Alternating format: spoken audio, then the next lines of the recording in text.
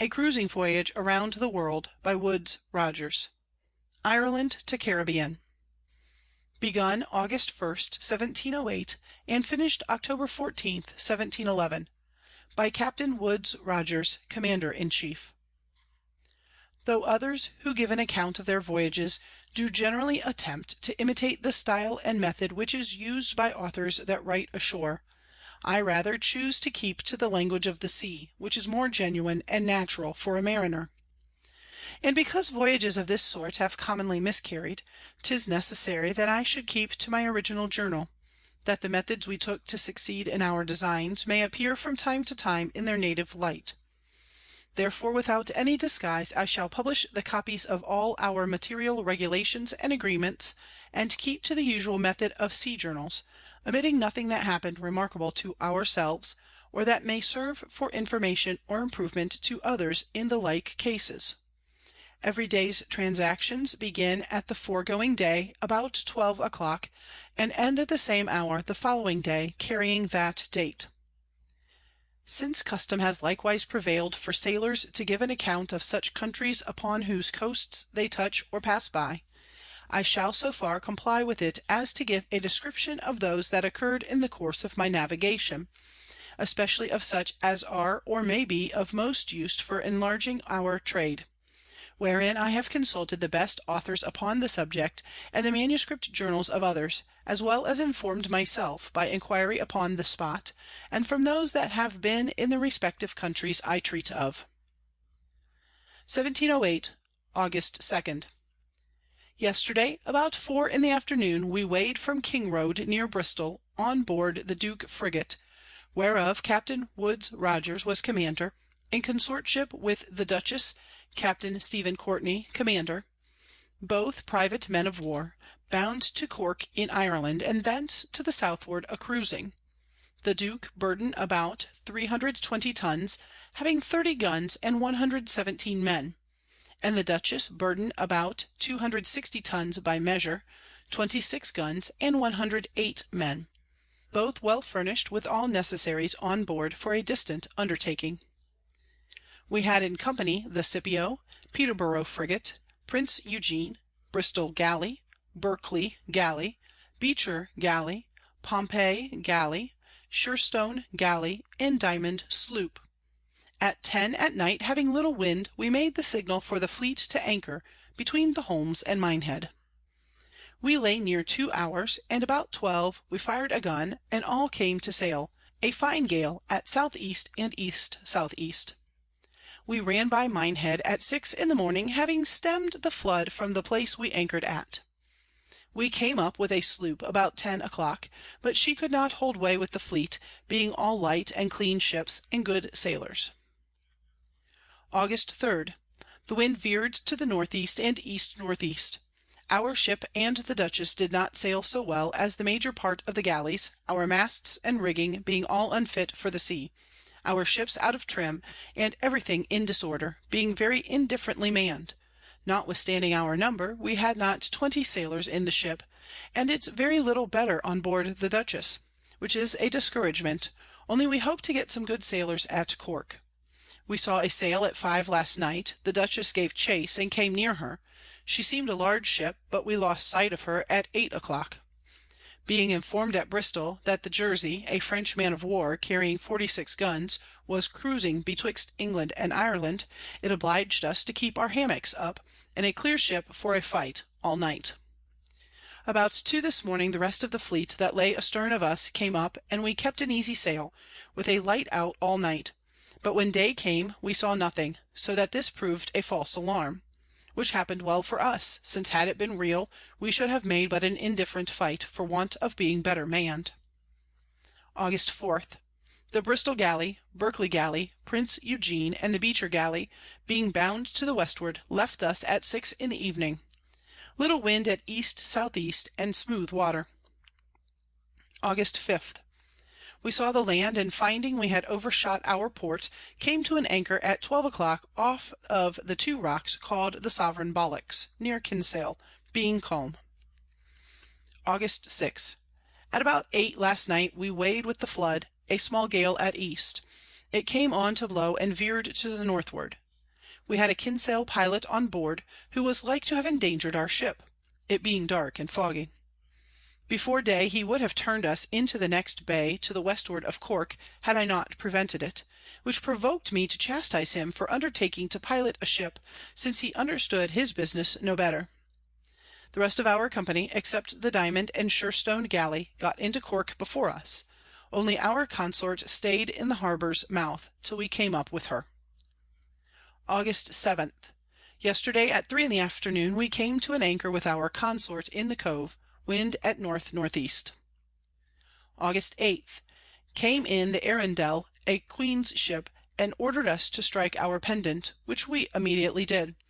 All private commission ships being obliged by their instructions to pay that respect to all her Majesty's ships and fortifications. August 9. Yesterday afternoon came in the Hastings with the fleet under her convoy, which we left in Kingroad, as also the Elizabeth, a merchant ship of 500 tons, about 26 guns and well manned, with a fleet under her convoy from Liverpool, bound to the westward, with us and the Hastings, etc. Fair weather, the wind southerly. August 10. We were well pleased with the men Mr. Noblet Rogers got for us at Cork, upon which we cleared several of those brought from Bristol, and some of 'em run away, being ordinary fellows, and not fit for our employment. August 11. It blowed fresh and dirty weather. We had 4 lighters from Cork to discharge our ships, that we might have them well stowed, and the provisions in the bottom when they came aboard us. We lengthened our mizzen mast 4 foot and a half, by placing it on a step on the gun deck, got our foremast forward, and did what we could in order to be in a better trim than before, against we had better men to work the ship, who lay all ready to come aboard from Cork. August 12. Blew fresh and dirty weather, we cleared and run near 40 of our fresh water sailors. The Shoreham Captain Saunders came hither to convoy a fleet back to Bristol. August 16. Continued dirty weather, so that we could not have an opportunity to heel our ship and clean her bottom, and were forced to keep our provisions covered in the lighter, and men to watch 'em. This morning about 10, one boat loaded with men came down from Cork to us. The fellows appeared to be brisk, but of several nations, and I sent to Mr. Rogers to stop the rest till we were ready, our ships being pestered. August 29. Nothing happened worth notice since the 16th, but that we had good weather to clean and tallow our ships 5 streaks below the water line, and to take in our provisions and men, etc. This morning we fell down to the spit end by the Hastings man of war, as our consort did the night before. When I came without the spit end, I saluted the Hastings with 7 guns. They returned 5, and I 3 for thanks. We had now above double the number of officers usual in privateers, and a large complement of men to each ship.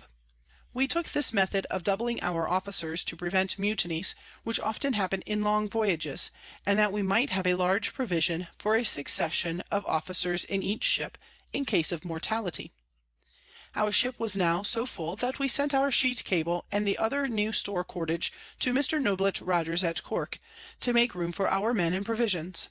Having 3 cables besides, and being willing rather to spare that, than any thing else we had aboard. Our crew were continually marrying whilst we stayed at Cork, though they expected to sail immediately. Among others, there was a Dane coupled by a Romish priest to an Irish woman, without understanding a word of each other's language, so that they were forced to use an interpreter. Yet I perceived this pair seemed more afflicted at separation than any of the rest. The fellow continued melancholy for several days after we were at sea. The rest, understanding each other, drank their cans of flip till the last minute, concluded with a health to our good voyage and their happy meeting, and then parted unconcerned. I think it necessary to set down here the names of all the officers in both ships, with the number of our men, because it is proper that the persons whom this journal concerns should be known. Officers of the Duke. Woods Rogers, Captain, a mariner. Thomas Dover, a Doctor of Physic, second Captain, President of our Council, and Captain of the Marines. Carleton Van Brugh, merchant, now our owner's agent. Robert Fry, a mariner, Chief Lieutenant. Charles Pope, second Lieutenant. Thomas Glendall, third Lieutenant. John Bridge, Master. William Dampier, pilot for the South Seas, who had been already 3 times there and twice round the world. Alexander Vaughan, chief mate. Lance Appleby, second mate. John Ballet, rated third mate, but designed surgeon if occasion. He had been Captain Dampier's doctor in his last unfortunate voyage round the world. Samuel Hopkins, being Dr. Dover's kinsman and an apothecary, was both an assistant to him and to act as his lieutenant if we landed a party anywhere under his command during the voyage. George Underhill and John Parker, two young lawyers designed to act as midshipmen. John Vigor, a reformado, to act as Captain Dover's ensign when ashore. Benjamin Parsons and Howell Nethel, midshipmen. Richard Edwards, coxswain of the pinnace, to receive midshipman's pay. James Wassa, surgeon. Charles May, his mate. John Lancey, assistant. Henry Oliphant, gunner, with 8 men called the gunner's crew. Nathaniel Scorch, carpenter. John Jones, his mate, with 3 assistants. Giles Cash, boatswain, and John Pillar, his mate. John Shepherd, cooper, with 2 assistants. John Johnson, Thomas Young, Charles Clovet, and John Bowden, all 4 quartermasters.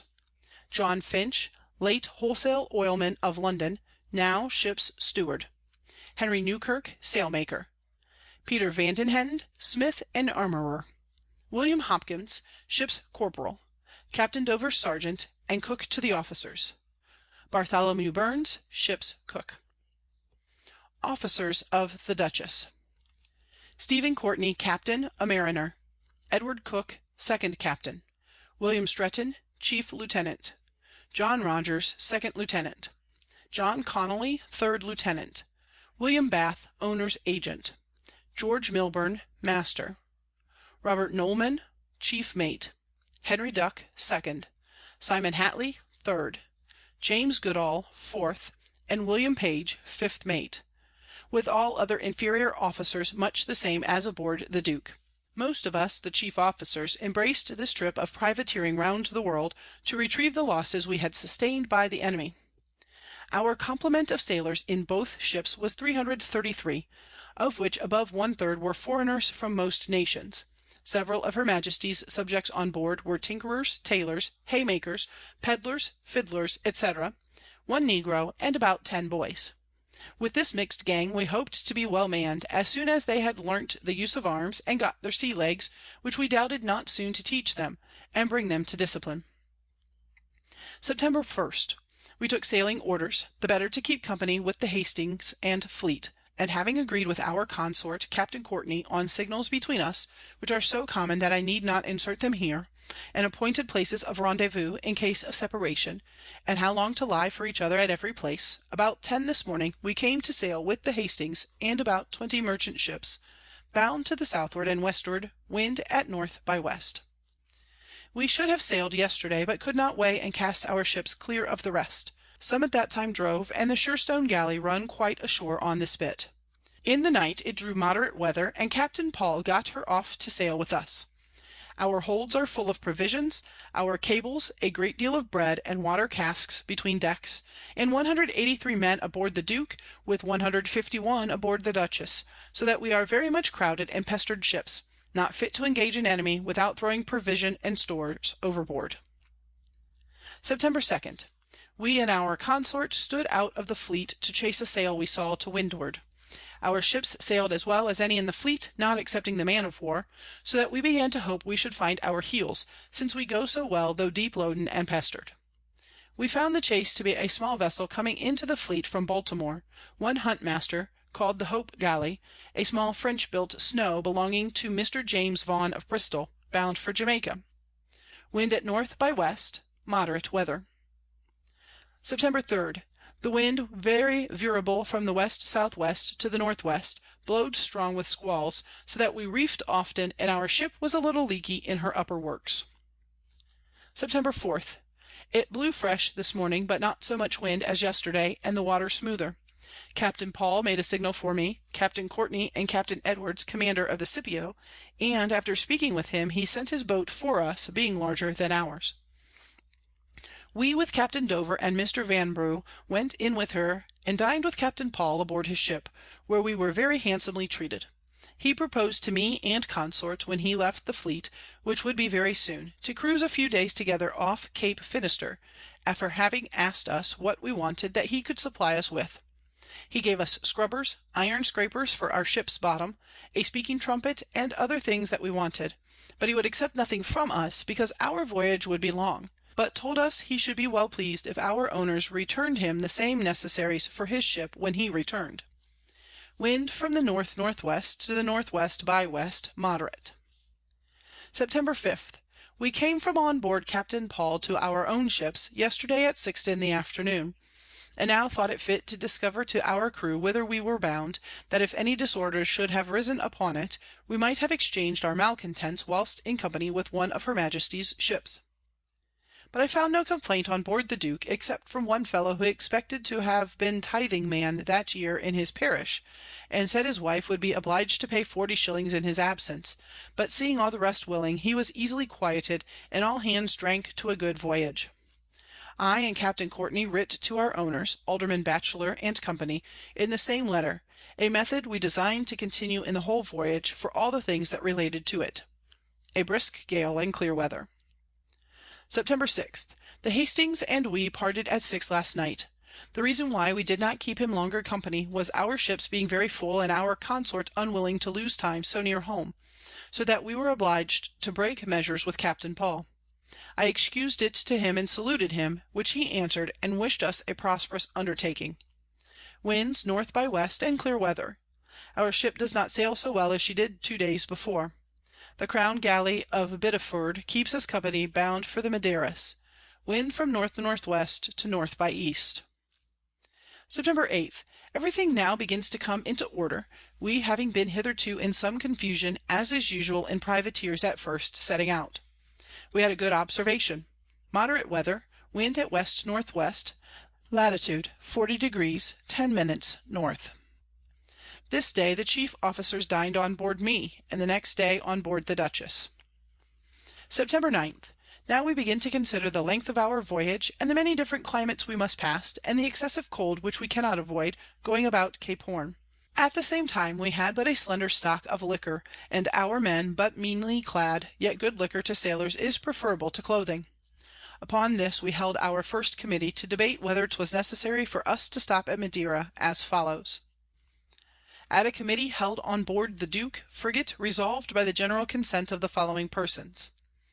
That both the ships Duke and Dutchess do touch at Madeira to make a larger provision of liquors, the better to carry on our long undertaking, being but meanly stored for so large a number of men as are in both ships, and in case of separation between this place and Madeira, then to meet at the island St. Vincent, one of the Cape de Verde Islands, to wood and water our ships. But if we miss one another at that island, or that the first ship finds it inconvenient for stopping, then to proceed to Praia on St. Jago, another of the same islands, to wait at both these islands 14 days, and then if the missing ship does not appear, the other to proceed to the Isle of Grande, in latitude 23° 30' south on the coast of Brazil, there to wait 3 weeks, and then if we don't meet, let the single ship proceed on the voyage according to the orders given from our owners. This is our opinion, this 9th day of September, 1708. Thomas Dover, President, Stephen Courtney, Woodes Rogers, Edward Cook, William Dampier, Robert Fry, Charles Pope, Carleton Vanbrugh, Thomas Glendall, John Bridge, John Ballet. September 10th. At 6 in the morning we saw a sail. After speaking with our consort, we both chased. I gave the Dutchess about a mile start of us, in order to spread the more. It blew fresh with a great sea, and the chase being windward, we crowded extravagantly. Wind at northwest. September 11th. At 3 yesterday afternoon we came up with the chase, who bore down right upon us, shewing Swedish colours. I fired twice at her before she brought to, then went aboard her with my yawl, Captain Courtney's boat being just before me. We examined the master, and found he came round Scotland and Ireland. We suspected he had contraband goods on board, because some of the men we found drunk told us they had gunpowder and cables. So we resolved to examine her strictly. Put 12 men on board her, and kept the Swede's master and 12 of his men on board our ships. This morning, after we had examined the men and searched the ship, we found it difficult to be proved whether she was a prize, and not willing to hinder time to carry her into any harbour to examine her farther, we let her go without the least embezzlement. The master gave me 2 hams and some ruffed dried beef, and I gave him a dozen bottles of red streak cider. They saluted us at parting with 4 guns. She belonged to Stadt, near Hamburg, and was a frigate-built ship of 22 guns, about 270 tons. While I was on board the Swede yesterday, our men mutinied, the ringleaders being our boatswain and 3 other inferior officers. This morning, the chief officers having kept with me in the after part of the ship, we confined the authors of this disorder, in which there was not one foreigner concerned. We put 10 of the mutineers in irons, a sailor being first soundly whipped for exciting the rest to join him. Others less guilty I punished and discharged, but kept the chief officers all armed, fearing what might happen. The ship's company seeming too much inclined to favour the mutineers, made me the easier forgive. Some begged pardon, and others I was forced to wink at. However, they began to find their design frustrated, which was to make a prize of the Swede, who they alleged had much contraband goods aboard, though we could see none. Yet they obstinately insisted that we apparently gave away their interest by letting her go without plundering her. I laboured to convince them of the necessity of our making dispatch, and that if we could make her a prize, it would unman our ships too much to send her into any port, besides other disadvantages it might procure to ourselves and owners should we be mistaken, which pacified the major part. Our consort's men were at first very uneasy, but finding the malcontents quelled aboard our ship, they all kept quiet. September 12th. Yesterday the wind was very little and veerable, and we had an observation, 34° 30' north. September 13th. Those in irons discovered others who were ringleaders in the mutiny, whom we'd also punished, and confined one of them in irons with the rest. Alexander Winter was made boatswain, instead of Giles Cash, one of the mutineers. Fair pleasant weather, little wind at NW by west. September 14th. I agreed with the captain of the Crown Galley to carry my boatswain, who was the most dangerous fellow among the mutineers, in irons with him to Madeiras. I did not at his first confinement think of sending him off, but this day a sailor came aft to the steerage door with near half the ship's company of sailors following him, and demanded the boatswain out of irons. I desired him to speak with me by himself on the quarter-deck, which he did, where the officers assisted me, seized him, and made one of his chief comrades whip him.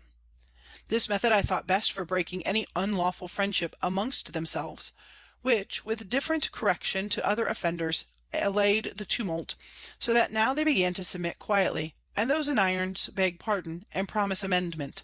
This mutiny would not have been easily laid, were it not for the number of our officers, which we begin to find very necessary to bring our crew to order and discipline, which is always very difficult in privateers, and without which 'tis impossible to carry on any distant undertaking like ours. Fine pleasant weather and moderate gales. It being little wind and contrary, we agreed to pass by Madeiras, and cruise a little amongst the Canary Islands for liquor, to prevent loss of time. So we took leave of the Crown Galley, who was bound into Madeira. September 15th. Last night we sent Giles Cash aboard her in irons, with several letters by the commander at large to our owners. We parted at 12 o'clock at night, fair weather, very little wind, from W.N.W. to N by E, and had a very good observation. Latitude 31° 29' north. September 16th. I discharged the prisoners from their irons, upon their humble submission and strict promises of good behaviour for time to come. While they continued in irons, they had sentries over them, and were fed with bread and water. Those that were officers we restored to their places, and everybody was ordered to obey them. John Pillar, the boatswain's mate, was advanced to be boatswain, so that we are all quiet again. About 8 this morning we saw land, and found it to be Salvage's Island, bearing S.S.W., distant 8 leagues, latitude 29° 45'. Wind very light and veerable, with fair clear weather. September 17th. Moderate gales of wind. The Salvage's at a distance is not unlike the island Lundy in Bristol Channel, about 2 miles long, a high island. This morning we saw the rock that appeared to us a good league to the southwest of the island, and took it to be a sail till we came near it. Little wind between the north-northeast and the west. September 18th. At 4 yesterday in the afternoon we came in sight of Pico Tenerife, bearing S.W. by west. distant about 8 leagues. Steered south-southeast and southeast by south for Grand Canaries. This morning about 5 o'clock we spied a sail under our lee bow between the islands of Grand Canaries and Forteventura. We chased her, and at 7 came up with her. Our consort being a little ahead, fired a gun, and made her bring to. She proved a prize, being a Spanish bark about 25 tons, belonging to Orotava on Tenerife, and bound to Forteventura with about 45 passengers, who rejoiced when they found us English, because they feared we were Turks. Amongst the prisoners were 4 friars, and one of them the Padre Guardian for the island Forteventura, a good honest old fellow. We made him heartily merry, drinking King Charles III's health, but the rest were of the wrong sort. We used them all very well, without searching them, etc. Fresh gales and fair weather, wind from the north-northeast to the east-southeast. September 19th. After we had took the prize, we stood to the westward for Tenerife, in order to have her ransomed, where our agent, Mr. Vanbrugh, pressed to go ashore with some of the prisoners.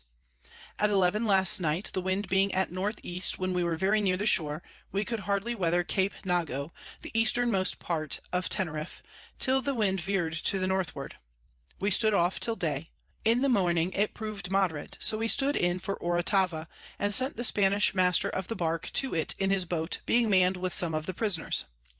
Mr. Vanbrugh still insisting to go ashore, I consented, though against my judgment, and he went with them to treat for the ransom of the whole of the bark, her small cargo, which consisted in 2 butts of wine and 1 hogshead of brandy, and other small matters, we designed for our own use in both ships, the agents of each being to take an account of it the first opportunity.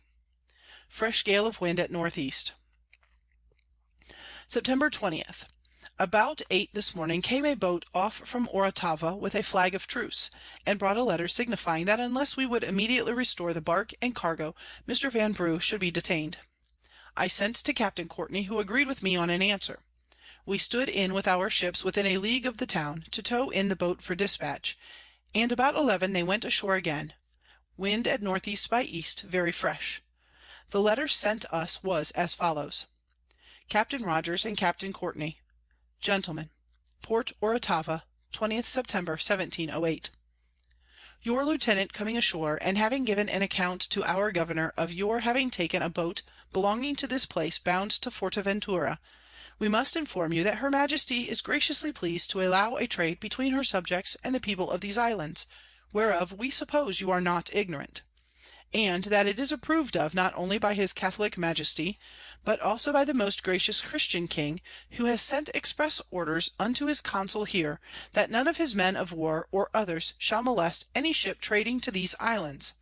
And there has been actually an example of a ship belonging to the subjects of her Britannic Majesty, which was taken by a French privateer, and upon due application to the French consul the ship was restored.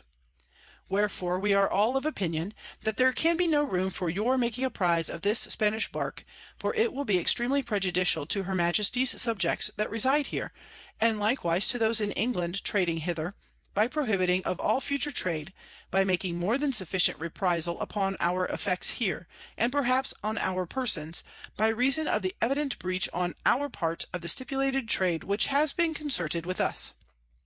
Wherefore we must once more desire you to restore the Spanish bark, as you will answer the contrary before her Majesty, who has so far approved of the private trade, that she was pleased to allow of 2 men of war, viz. the Dartmouth Captain Cock, and the Greyhound Captain Harriet, the last year, who had express orders to molest in no manner of way any vessel belonging to the Spaniards, which accordingly they observed.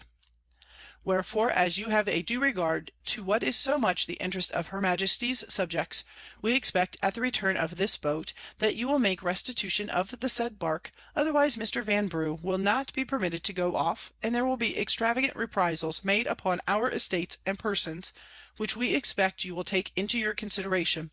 And we cannot omit to let you know that there is now a Spanish bark actually in England, which is daily expected with other English ships to load wine, which they will not be admitted to do, in case you don't restore this bark. We don't doubt but the people here, out of complaisance, will make you some acknowledgment of a refreshment. Gentlemen, your very humble servants, J. Polden, Vice Consul, J. Cross, Bernard Walsh, G. Fitzgerald. Pray excuse haste that we have not time to transcribe. The rest of the merchants are in the city, where our governor generally resides, being about 6 leagues hence. Our answer was thus: On board the Duke frigate, September 20th.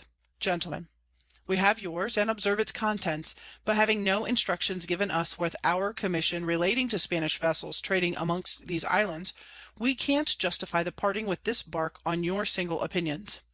It was Mr. Vanbrugh's misfortune to go ashore, and if he is detained, we can't help it.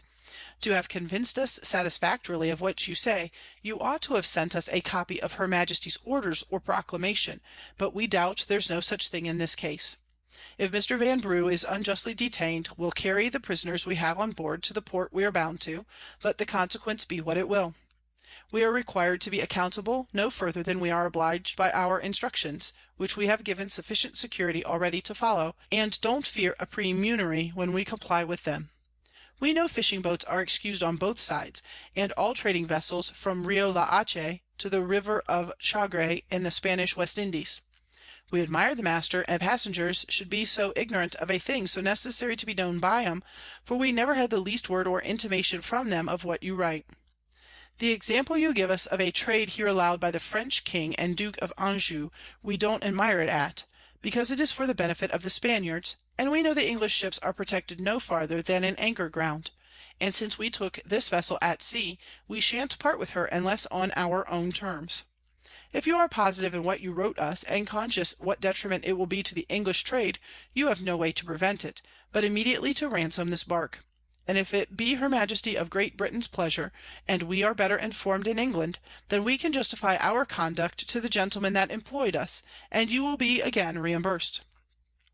We shall wait but a short time for an answer, having water and provisions for ourselves and prisoners to the English settlements where we are bound. We are apprehensive you are obliged to give us this advice to gratify the Spaniards, and with respect are, Gentlemen, your humble servants, Woodes Rogers, Stephen Courtney. If you send us Mr. Vanbrugh and the man with him, we'll send you the prisoners, but will not part from the bark unless ransomed. Though the value is not much, we will not be imposed on. We desire you to use all manner of dispatch without loss of time, which we can't allow, nor answer it to our employers. September 21st. At 6 last night, the Spanish boat came again to us with dilatory answers to our last, insisting on behalf of the Spaniards that the goods should be returned 'em, though they consented to ransom the bark. To which we immediately returned an answer, for we were angry at their tediousness and our ill treatment, our time being precious, because we were informed that they expected every hour a small privateer that usually cruised off Madeira, as also a Spanish ship from the West Indies designed for Santa Cruz. So that it looked like a design to keep us here in suspense till these ships might get safely in, on the other side of the island. Our answer was to this effect, that it had not been out of respect to our officer on shore, we would not have stayed 1 minute, but would now stay till morning for their answer, and take a cruise among the islands some time longer than we intended, in order to make a reprisal; and though we could not land our men, would visit the town with our guns by 8 next morning. Adding, that we hoped to meet with the governor's frigate, and should repay his civility in his own way, but wondered that they, being Englishmen, should trifle with us. The letter had its effect, for this morning at 8 o'clock we stood in close to the town, and spied a boat coming off, which proved to be one Mr. Cross, an English merchant, and Mr. Vanbrugh, our agent, with him, with wine, grapes, hogs, and other necessaries, for the ransom of the bark. Upon his coming up, we immediately went to work, discharged the bark, and parted the small cargo between our 2 ships. We treated Mr. Cross as well as we could, and at his desire gave the prisoners back as much as we could find of what belonged to their persons, particularly to the friars their books, crucifixes, and relics. We presented the old Padre Guardian with a cheese, and such as were stripped with other clothes, so that we parted very well satisfied on all sides.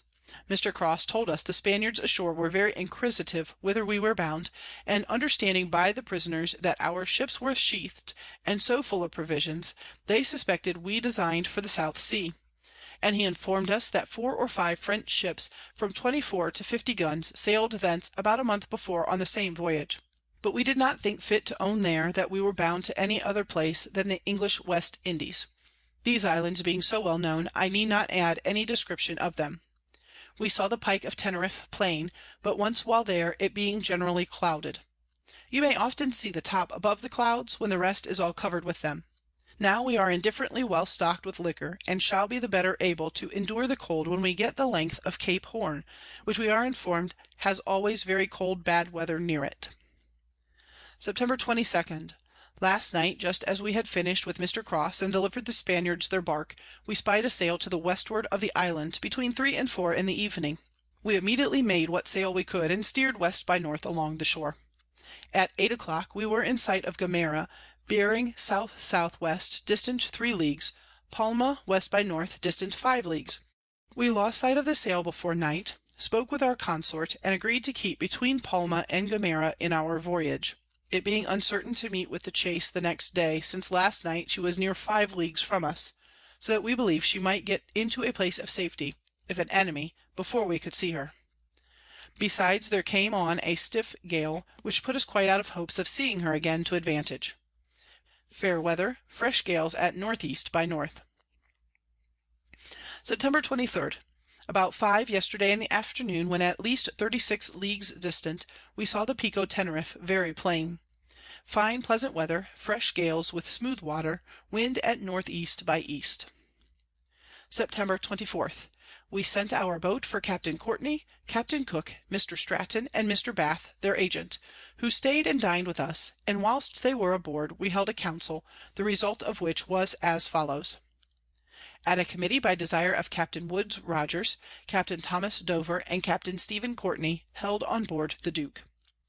We have examined all letters and proceedings that happened at and after the taking of the Spanish bark, and the reason of both ships' stay off of Teneriffe, and amongst Canary Islands, and we do approve of all that was transacted and wrote, the major part of us having at the time when 'twas done advised the commanders to do it.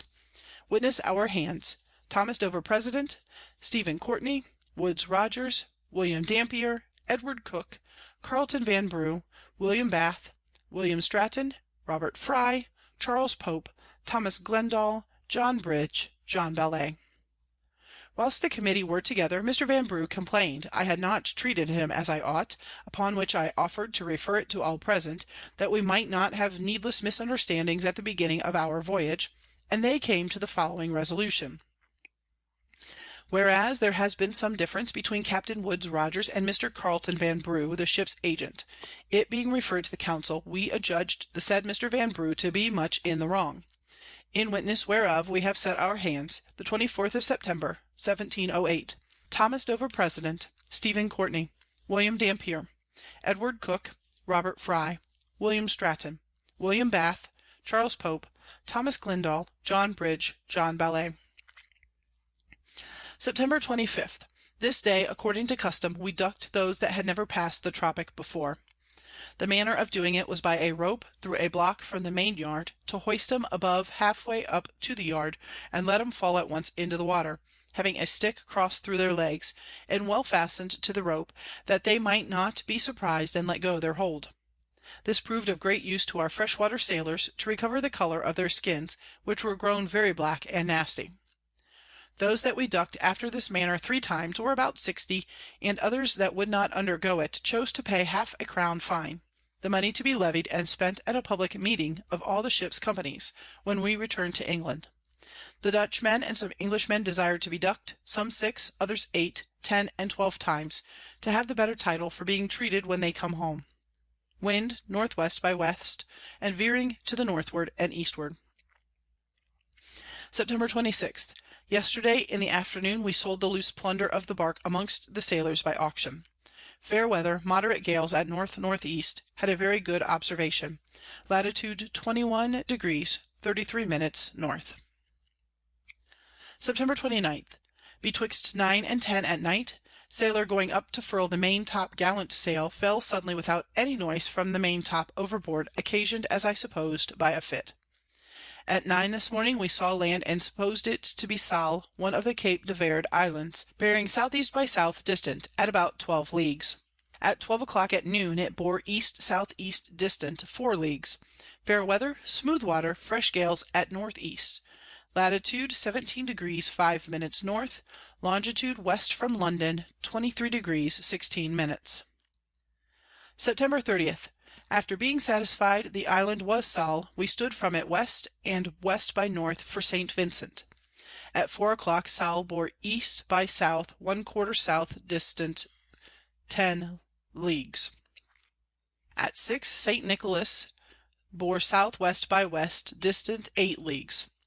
We went with an easy sail till 4 this morning, and lay by to make the islands, because we had none aboard either ship that was acquainted with them. When day broke we saw the islands all in a range, much as is laid down in the draughts. At 10 o'clock we anchored in the Bay of St. Vincent in 5 fathom water. 'Tis a fine bay. The northmost point bore north near a mile distant, and the westernmost port bore west distant about 2 miles. Monk's Rock, which is like a sugar loaf, high and round and bold on every side, lies almost in the entrance of this fine sandy bay on the west side of the island. But nearest the north point of the bay sailors must be careful as they come in, not to run too near under the high land of the north point, for fear of being becalmed, and sudden flaws coming every way upon them, there being a small shoal about 3 ships' length almost without the point, but giving it a small berth it's bold enough. We ran within 2 cables' length of the first round point, next to the long sandy bay, and came to an anchor in clean sandy ground. Monk's Rock bore northwest by north, distance 3/4 mile. The body of the island, St. Antonio, bore northwest half north, distance 9 miles. This is a fine bay and a good landing, but the best at northernmost point. The wood lies in the middle of the sandy bay, and the water between the north point and the place where we anchored. There is good anchoring all over the bay, and the Monk's Rock will direct any stranger into it, there being no other like it about this island on the side opposite to St. Antonio. It blows here a constant trade wind betwixt the east by north and the north-northeast, except in the months of October, November, December, and January. It sometimes blows southerly with tornadoes and rain. October the 1st. We cleared our ship yesterday, but it blowed too hard to row our boat loads of empty butts ashore, and we could do but little to wooding and watering, till this morning we were forced to get a rope from the ship to the watering place, which is a good half mile from our anchoring place, and so hauled our empty casks ashore by boat loads, in order to have 'em burnt and cleaned in the inside, being oil casks. And for want of cleaning, our water stunk insufferably. I borrowed a cooper from the Dutchess, and having 5 of my own, made quick dispatch. October 3rd.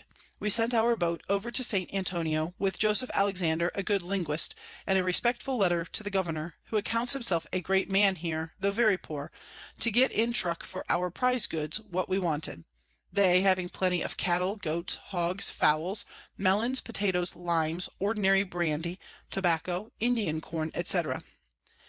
Our people were very meanly stocked with clothes, and the Dutchess's crew much worse, yet we are both forced to watch our men very narrowly, and punish several of 'em, to prevent their selling what clothes they have for trifles to the negroes that came over with little things from St. Antonio's. The people at all these islands rather choose clothing or necessaries of any sort than money, in return for what they sell. The letter sent by the linguist to the Governor of St. Antonio's, Senior Joseph Rodriguez, was as follows: Honourable Sir, the bearer hereof is one of our officers, whom we have sent to wait upon your honour with our due respects, and to acquaint you with our arrival in the Bay of St. Vincent. And further, that being subjects and servants of Her Majesty the Queen of Great Britain, a high ally and confederate of his Sacred Majesty the King of Portugal, and having several necessaries which we suppose the inhabitants of your island may want, and supposing they can accommodate us per contra, we are desirous of an immediate traffic with them. We arrived 3 days ago, but being strangers were unacquainted in these parts, and not sooner informed of your honour's residence in the neighbouring islands, else we had been earlier with our respects. And if not too great a favour, we should be proud to see your honour on board. Our stay cannot exceed 2 days more, so that dispatch is necessary. We have money or goods of several kinds to pay or exchange for what they bring. The bearer can inform your honour of the public occurrences of Europe and the great successes of the Confederate arms against the French and Spaniards, which no doubt must soon be followed with a lasting peace, which God grant. We subscribe ourselves with much respect, your honour's most obedient, humble servants, Woodes Rogers, Stephen Courtney.